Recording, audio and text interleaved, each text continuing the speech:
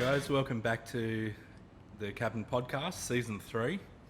We've changed up a fair bit for this season and we will be doing weekly. We tried to last time but it didn't seem to happen, but this now will be a weekly podcast. I've actually got another co-host with me, Ariana. Hello. Hi. I will be chatting to y'all. Yeah, introduce yourself, Ari. Yes. I'm Ori. I've been working here for almost 2 years, and I'm a barista and also tattoo receptionist, and it's going to be a part of this. I'm keen. All right, so we're kind of changing things up and just doing a little bit more structure. We weren't that structured before, but kind of had its fun like that as well. But now we're going to structure it a little bit more.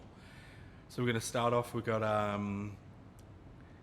tattooer in. We've got we're going to do it in segments. What's our second segment called? Our second segment is called Meat and Potatoes. It'll be the informative part of the podcast show thing. So we'll be, after speaking to our tattooer, we'll be moving on to that. We've got Scotty here. We put him on our Facebook as Blackie a lot. What would you prefer us to call you on here? Either. Yeah. All right, so do you want to introduce yourself? Yep. I'm Scott Blackwell. The oldest apprentice. In Australia, we're led to believe. Hopefully that's my claim to fame. Yep. Our resident senior citizen. We can see if there's anyone else that's 106. Yeah. And we'll go from there. All right, so we kind of started it, since the last podcast we have had some staff changes, stuff like that. We aren't making this podcast just about our shop. We're bringing in a lot of stuff. We do have a shop called the Cabin Collective. We all do work there, but we will be bringing other tattooers, other musicians in. Just really cool people. People that can kind of give us... We're going to try and make our podcast pretty informative as well as entertaining and funny, if we can be funny. I don't know. Funny looking. You're I'm going to be funny looking. very funny looking. She looks like that. What's that worm? It's the worm. Oh, I know the worm. The worm with the things. Yeah. Yeah. Yeah. Yeah, we looked that up once. Yeah. I can't remember its name, but yeah. So yeah, Ori's fitting. funny looking. Yeah. All right, so we're gonna move over. You can start the questions if you like. So Scott, Yes. how long have you been tattooing? And what's it like to tattoo? What's it like to start tattooing, like, again, become apprentice again at an older age? Just mature. Too many questions in one hit. No, loving coming back in the industry. I've been back since basically got back from COVID. Been in the shop before that, but didn't get back onto the machines until after COVID. I've been flat out ever since. I've just been getting smashed. You really have, haven't you? Yeah, it's been Yeah. great. So loving it. So how many years? So just explain a bit more about Scott. He tattooed how many years ago? 20. So 20 years ago he was a tattooer and got out of the industry. What did you move into? Left that, went and done kitchens and the motorbike industry and had a hotel for a while. Yep. And That's how I met. yeah, through the hotel, and enough was enough, and had to move on. Yep. Had the opportunity to come back to what I love doing, and it's Begged right. me. Hey, begged Joe. Threatened Joe. You were hanging around here anyway. You practically Yeah, I lived was here. part of the furniture. Yeah. Yeah. You're part of the family anyway. It was good. So what makes you want to kind of work harder on your style and technique and stuff like that? Like what drives you to want to get better? Because I noticed that in you a lot, is you really striving to, like, all right, cool, that one's done, now the next one will be better. Yeah, I've just been my biggest critic. Yeah. I bash myself up more than anyone else can. Yeah. So I've just got to be comfortable within myself and that I'm putting out product that I'm happy with. Yep. You know, as long as my customer's happy, but if I'm happy, that's even better. Yeah, so but for people that aren't tattooers that are watching this, we will have tattooers watching this, but it's your people kind of look at our lifestyle and go, right, so for people that aren't in this industry, like we'll have tattooers watching this as well as people who aren't tattooers, but it's the hardest part of tattooing is when you might have someone move through a line or, you know, or something you've done that you're just not happy with, you know, and we beat ourselves up over it so much, and that's your hardest hurdle. Yeah, I think nearly walked. Yeah. I nearly walked one day, just bashed myself up so hard. Yeah. It's just, you're gutted, you know. Just Well, what do you do when that happens? How do you get over that? No, you just got to get home, have a good night's sleep, and come back, and tomorrow's another day. Cries into his pillow. Inspirational. Yeah, rock myself in the corner. But yeah, no, you bash yourself up more than anyone can. That's the hardest thing, being your biggest critic. Yeah. All right, so as an apprentice and kind of re-entering the industry, what's some of your kind of influences? Either tattooers, famous artists, or styles, or any kind of, you know, no wrong answer. What's kind of... Yeah, artist-wise, I've probably been staying in shop. So just staying with the guys that are here. I haven't been sort of venturing too far. Yep. Don't try and put myself into a category. I probably will fall into a category one day, but I'm not looking for a certain category or anything like that. I want to keep everything open so I can adapt myself to anything, really. Yeah, which I think is a great thing. Like, you know, I've been here a while now as a tattooer, and I've kind of seen a lot of styles come and go, and it's kind of the way of the world at the moment that, you know, you should specialise, and I think that's kind of right and wrong. You know, it's right for some people, wrong for others. It's right for some areas and wrong for other areas too. So there's kind of no right or wrong way to do it. But fashionable tattoos. Yeah. Fashions come and go. Yeah. I imagine if we're all still on tribal. Yeah, that's right. I want to know, what is some of the dumbest questions you've been asked? Or like, what's the dumbest or most entertaining tattoo you've done? Oh, Just something ridiculous. is it going to hurt? Isn't it? Oh, yeah. Probably the silliest one. I don't know. They're always there. You just can't remember them. Yeah. I think my favourite thing to tell people, like when they ask, is it going to hurt? It's like, it's definitely not going to tickle. Like, none of it tickles. But it's the most, like, frequently asked question. And as an older tattooer, I always go, well, it's not going to hurt me. No. Yeah. And I've used that joke maybe 3,000 times. I don't feel a thing. All right, so we'll wrap it up in a sec. So it's not a massive kind of thing for you to do, but so as an artist, as a tattooer, what are you going to kind of do to keep growing? What's your kind of, what have you got set in your head that's going to kind of make you keep growing, getting better and better? What have you kind of got planned? Just not limiting myself. Keep the mind open and achieve just step by step to be able to get up to realisms and stuff like that. Just want to be able to do it across the board and do a good job each time and every time. Yeah. Whether your customer's moving or not, you still got to nail it. Yeah, well, that's right, you know, and working out how to work with them if they are struggling. Have you found that kind of hard to deal with, or is... Yeah, I've had one that's, you know, wasn't paying attention and on the phone, and that was just a nightmare. They just it makes our job really hard. Yeah, and, you know, couldn't sit still for the life of them, so it was just nightmare. But we got through it, and well, I've been tattooed by Scotty, and what makes it so easy and like comfortable and makes you feel safe is that you're like a real human and you're very personable and so honest and upfront, and like I think that's like really helpful. Is huge with me, like, especially being in business for myself and stuff like that. You've got to get that rapport with your customer and have a good customer relationship. That friendship, that kind of connection. Like, and which is huge, more than just business. How I've kept a 16-year career going is, you know, not just giving people what they want. I pride myself on being able to give people my version of what they want, and really pulling out of their brain what they want as well. Yeah. But I think that's your longevity. Yeah, and, you know, the short time I've been back into it, I've got myself a little clientele already that just keep coming back to me. So Yeah, and that's yeah, just that's right. customer relations. It's Yeah. been fantastic. Yep. And they're real supportive. All right. Did you want to let people know your social media handles?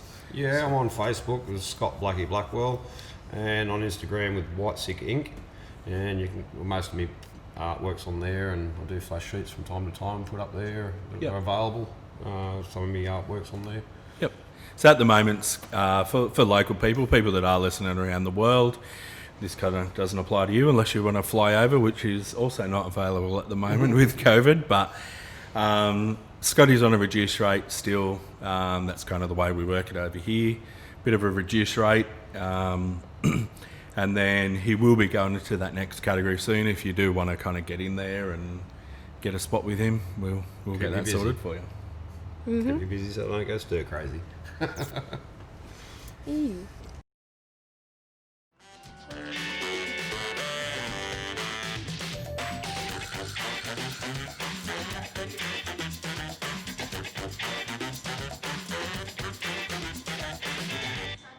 meat and potatoes part of the podcast, and today for our informative bit, I'm going to be asking Dave a few questions. About my meat and potatoes. About your meat and potatoes. When did you start having meat and potatoes? So I just want to know, I think you might have told me, but I don't actually remember your origin story. So where you began as a tattoo artist and what got you into the industry. Who are you? All right, so probably I'm about 16 years in. I don't know the exact kind of time, but just guessing. But basically, what was I working as? I was working as a paint technician at that stage. So I'd been a spray painter, spraying kitchens and that kind of stuff, and then went over to tinting paint and running this big couple of $100,000 paint tinting machine. And the work was fine, but it just wasn't what I wanted to do, where I wanted to be. I was a touring musician at that stage. Well, not so much anymore, but I have been up to 3-4 years ago. And it was hard to be a touring musician and work a normal kind of job. So I decided to kind of look at moving into something else. So I was heavily tattooed at that time as well. You had some connections. Yeah, so I had connections and just kind of watching some of the guys tattooing back then. Obviously, there's a lot better tattooers now than there was back then. There was still some great ones around then as well, but just kind of watching these guys, and some are really good and some I was kind of watching going, I could at least be that good, you know. So just made me want to do it more. I'd always done art, but more music than art, and then ended up finding a spot in, and just worked my way in and made sure it happened. Yeah. So did you have an apprenticeship? Not really. I had an unofficial apprenticeship in Newcastle that it was a bit of a no go, what do they call it? Was going to happen and never eventually happened. And what were your roles then? Like, what were you doing at this time? Like, what were your tasks? Or did you just jump straight into it? Yeah, so basically in that role I was just helping out at the shop and cleaning tubes for them and helping paint walls or whatever needed to be done, just so that I had a position Were there when and if it came available. So I was already there doing stuff the stuff. I ended up getting apprenticeship. My first day of the apprenticeship, so my apprenticeship started 10 a.m. start, had my day booked out with just little jobs. Yeah. By 2 p.m. the owner come in and said, all right, your apprenticeship's finished. So that's it, you're a full tattooer tomorrow. Congratulations. Yeah. 4 hours and you got this. Yeah. Holy moly. That's very different to what the process is now. That's right, yeah. Yeah, and that's why I've made our process here at the cabin pretty rigorous. Like, I don't want people to, because that wasn't a good thing. Like, starting at 10 and finishing at 2, my apprenticeship was not a good thing to happen, you know. So I basically had to teach myself everything. Yeah. The hard way as well, because you didn't Yeah. have, you wouldn't have had mentors that taught you all the I had- different techniques. I had a really good mentor at that shop. So any question I needed answered was answered.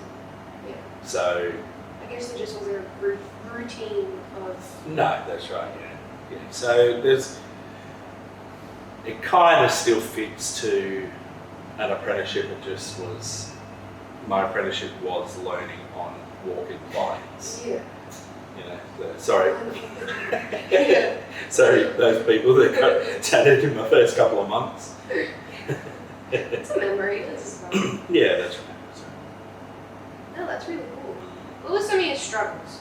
Like, what gave you the shits about learning to tattoo or being in the industry? Like, was it everything that you dreamed of, or did you have expectations that were met or weren't met? Like, Yeah, so I guess I already had a bit, like, there was me, Joe, and another guy named Roscoe that all hung out together as we all went to school together and everything. So Roscoe was already in the industry, so I already kind of knew it wasn't all. celebrity sunshine Yeah. and roses. Yeah, and especially back then, you had to be pretty hard. You had to be pretty Thick skin? thick-skinned. No, you couldn't really specialise back then. You know, there was guys that were doing that, but generally, you know, if you're in a street shop, you couldn't. Can't be pedantic. Yeah. So I knew it was hard work, but was just willing to do that hard work. I did want the lifestyle. I knew the lifestyle wasn't like a TV show, Yeah. which is, you know, the wrong thing for people to think. You know, you see some of the guys in here and they're stressed and, Yeah. you know.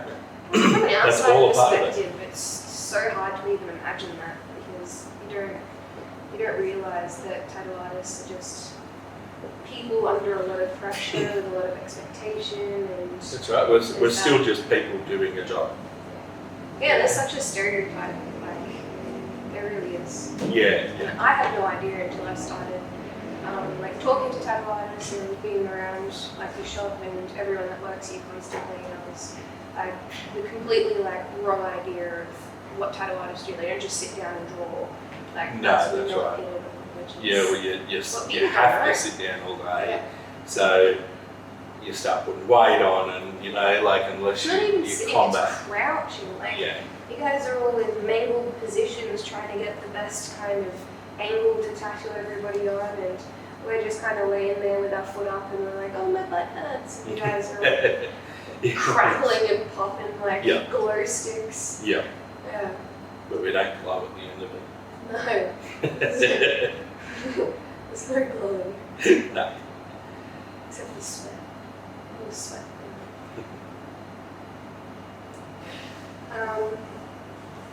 Yeah. Another question is like, who are some famous people that you've come in contact with, like in contact with, or that the industry We're has led you talking- to? We're talking music industry or tattoo industry. Well, we're going the theme of like tattoo at the moment. Yeah. Have you tattooed some super cool people? Oh, I've tattooed lots of super cool people, I think. Me. Yes. So I guess I spent some time with Lyle Taylor, so that was kind of and actually same time Shanghai Kate.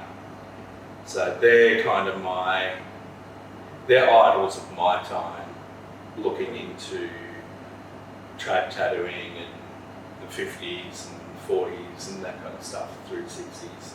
So Lyle Tuttle was a tattooer. So he was around in like the Sailor Jerry days. So he helped kind of shape that style. A lot of, like, if you were to Google, or even back further, magazines of like a heavily tattooed guy in, say, through the 70s, it would usually be Lyle Tuttle. So there's, it was really popular, really, it was an icon of American tattooing, basically. So I got to actually spend a week with him, and look, we spent a lot of time together in that time too, so that was really cool. And then Shanghai Kate was Sailor Jerry's apprentice, so now she owns most of his estate and stuff like that. So same thing, I spent extensive time with her as well, so this is in the Philippines. Oh, yeah. So I got flown over to do a convention in the Philippines, and those were the kind of the big names there. I was one of the little names there, but it was still good to be there. Be around these super interesting people. I got to judge the whole convention. At the end of each day, it was like a competition kind of thing, like most conventions.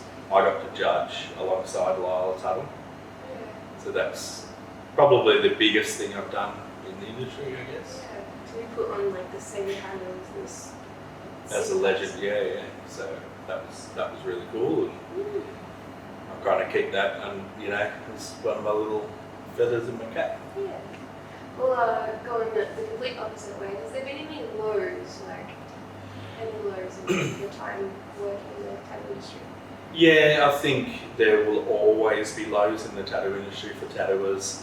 I've been through booms, and then the other end of a boom where anything that goes up comes down. So your tattoo industry will boom, and then in that area it will drop down. And how do you deal with that? That must affect you emotionally, just going from such a high to stress. It's nearly it's nearly impossible to deal with. You're kind of making good money, and then you kind of, these things happen, and you're like, well, I'm not making much money anymore, and Still wait it out. You've got to wait it out, and it's when your family go, well, maybe you should get a real job, and this kind of stuff. Not so much anymore my age, and obviously I own this shop, so I'm in a totally different position now. But I guess now I'm in the position of, I want the lows to be not very low at all, so I want my employees to be making it, not to have to experience that. And that's probably harder than going through the lows, keeping that up. But preventing it. Yeah. There's lows in the industry as well. Yeah. Well, bringing that to the shop, when did you start the shop? When did the idea form to start the shop? Because I know that we've been around for 2.5 years. Yeah, so it'll be 3 March, so what are we now? We're 4 months off, 5 months off. Yeah. Just over 2.5 years. I had the idea, a version of this idea, probably about 2 years in. So it was about 14 years in the making. 2 years into your tattoo? Into my tattoo. I didn't want to open a shop 2 years in, but I had these ideas running for What was your goal? Yeah, when I eventually opened the shop, this is what I want to do, and so they were there the whole time, and I kept. It's something that was always in the back of my mind. It was never an immediate thing. I need to do that by March. You know what I mean? It was more when I grow up. Yeah. So. Yeah, always had those ideas. My original inception of this idea in my brain was to get a factory, a massive factory, and I wanted 2 levels. I wanted tattooing down the bottom, and I wanted like mezzanine right the way around, like a raised thing, and like little shops, all different shops in those, looking down over the tattooing. That would have been so cool. So, but what I think we've got here is a version of that, a more realistic version of that. This is a more homely. Yeah. Rather than a factory vibe. Yeah, well, this is it's basically an old factory. Yeah, true. You know, so it's an old service station that we're in, but which isn't that dissimilar to a factory. It was a mechanics. Where we're sitting now, it was dirt, and there was cars in here getting work done. I did not know that. Yeah, Wow. How it's changed. yeah, Even over the last 2.5 years, it's changed so much. It's transformed. It's Yeah. still evolving. yeah. And we're still, to evolve. as owners, we're still learning what works, and you know, we'll change one part because we go, yep, this will entice this kind of client, or we're getting a lot of this kind of person. Let's do a little area that will sit down, and then it evolves, and some stuff works and some stuff doesn't. Yeah. Keep trying. Yeah. So to finish off the meat and potatoes segment, how do you feel about where the shop is at now? All right, yeah, I'm like super happy where it is now. It's way bigger than I thought it would be at this stage. I did a lot of planning with this shop. We did years of planning, and then before we actually opened it, like months and months and months of real strategic planning to open. So it wasn't just let's do it. And, yeah, there's a cool building.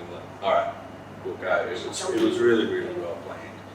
So I plan now to have this many artists, and that should cover this much amount of rent, and you know, like down to those kind of numbers, and it's exceeded that. And I think our humbleness and honesty of what we do here has made that happen a lot quicker. Yeah. And organically. Yeah. Like nothing's been forced, nothing's been pushed. It's just happened because there's I don't know if the demand for it is the right word. Yeah, well, there's the audience for it. There's the audience for it, that's It's right. just comfortable. And we've just worked out how to grab that audience and give them what they want. And yeah, so I'm super happy with how it's going. And now my job is to make sure it keeps going and keep an eye on the longevity of it. Obviously, I want the longevity to be 20, 30 years. But there's realities of business as well where, you know, some businesses just don't last that long. So that's where I'm at now, is just really flowing that business so it just has its own flow.